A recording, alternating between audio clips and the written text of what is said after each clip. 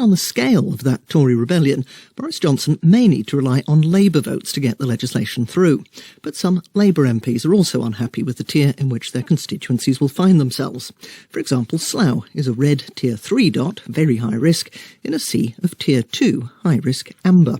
Its MP, the Shadow Rail Minister Tandesi, is on the line now. Good afternoon. Why are you unhappy with your tier designation? Good afternoon, Caroline. I think after the confusion and the inconsistencies and the controversies of the previous tiering system, one would have thought that the government would have listened, it would have learnt. And what we needed this time round was fairness, we needed clarity and transparency. Instead, what we've got is confusion and mixed messaging.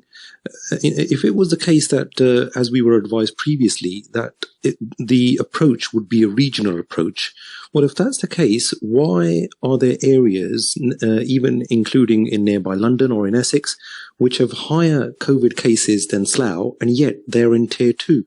And why, if we were taking a regional approach, has Slough been segregated from the rest of the wider region? It just seems to me that individuals are making up rules as they go along, and it's not consistent.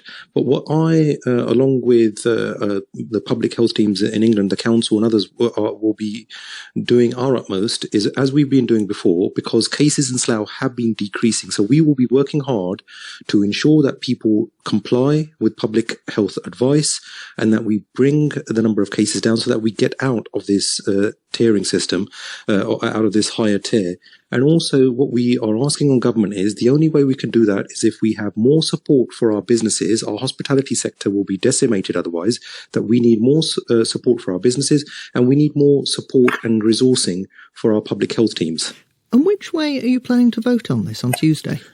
Well, I've made my feelings known to the Leader of the Opposition and the team to say that I'm not happy with how things are, that the only way that it will be good for our constituents is that if we have that extra support in terms of financing and resources, and that the government must show transparency in how it's arrived at these decisions.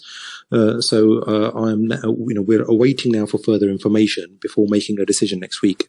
And you're in the Shadow Cabinet. If Labour whips to support this, would you consider resigning from the front bench?